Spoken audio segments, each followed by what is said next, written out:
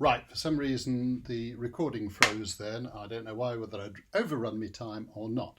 But the melody actually has a slow part in it for capers. So we've been playing, then it has a slow part, which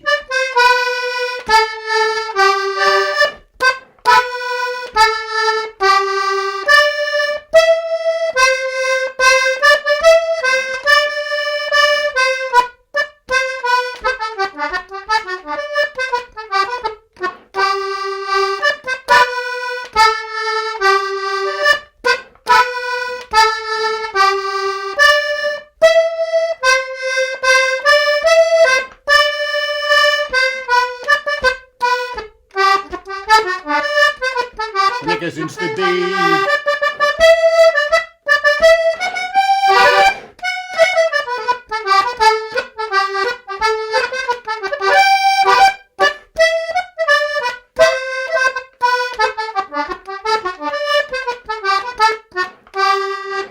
So you've got the slow part of the A music as well, where people are capering, but I'm aware that the video seems to want to run out of time every now and again. So looking at the bass end, you're playing in G, so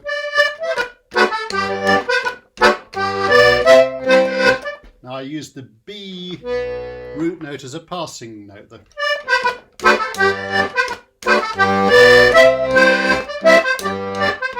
use the B to pass into the C.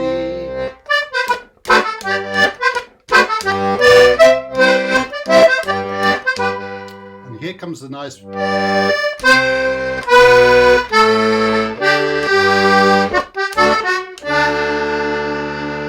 So you've almost got a full scale run down, octaved on the bass end. That's a C on both ends. I've gone across to the B on the bass end against the B note here.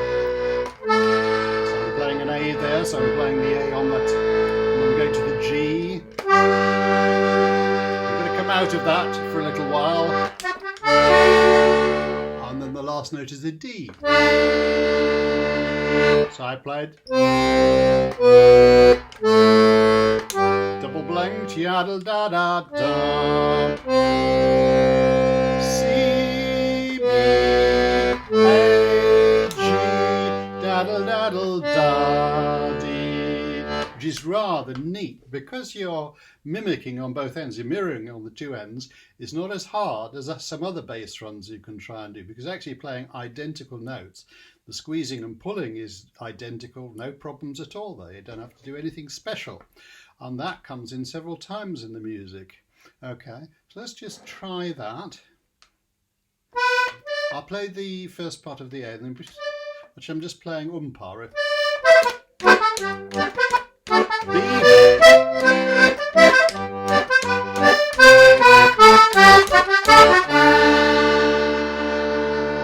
Okay.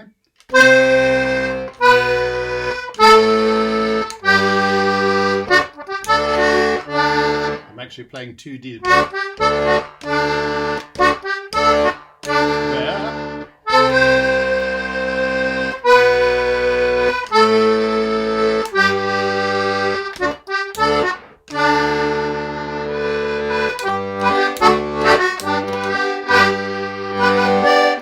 Okay, so that puts a really nice bass run against the absolutely mirroring what you're playing on the melody end.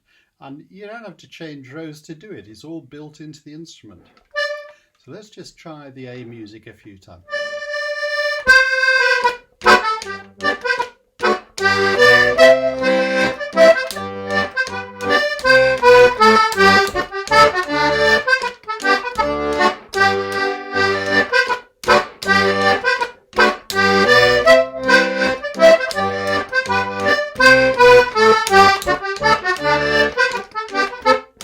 B music.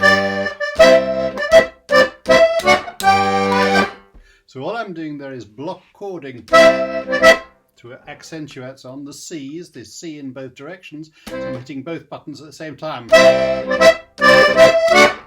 doing the same on the G.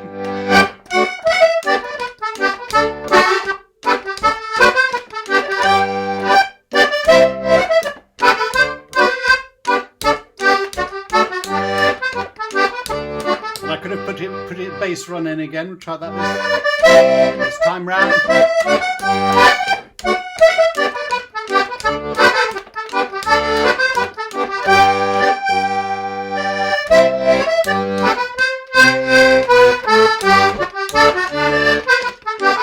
Hear the bass run come in there.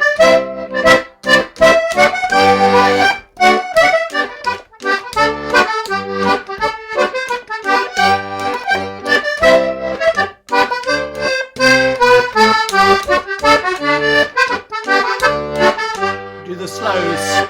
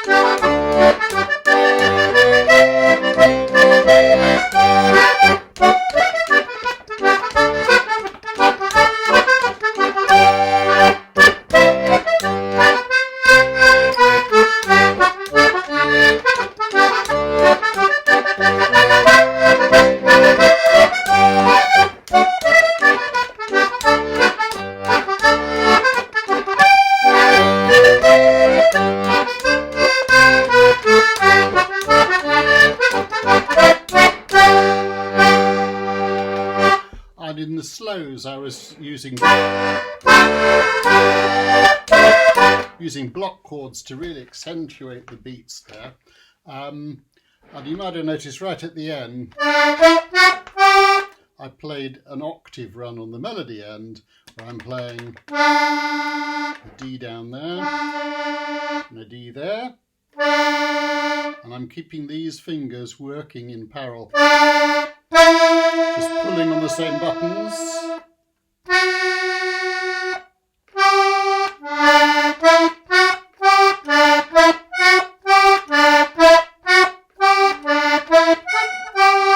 And you can get quite proficient at that, and it just fills out the sound where you have that sequence of notes, D, E, F sharp, G. You can play it in both octaves at the same time. D, E, F sharp, G. So I'm up here, I'm playing D, E, F sharp, G. Down here, D, E, F sharp, G, both together. Takes a little bit of dexterity, but give it a go, because you don't make any progress unless you try it. If you say, oh, I can't do that all the time, oh, that's too difficult, oh, I tried that and I couldn't do it, then you're never going to make any progress. Maybe you couldn't this time, but that's the whole point of practice. That you practice and try and fail, and you come back and do it again. And you listen critically to what you're playing and what's coming out and saying, does that sound good or not? Does that sound as good as it could be? And as I've said before, quite a lot of music is about micro elements within the tune. That some notes are just tiny little bit shorter than they're printed in the music, and some are a little bit longer than they're printed in the music. And that's what actually makes music come alive. Okay, here endeth the lesson.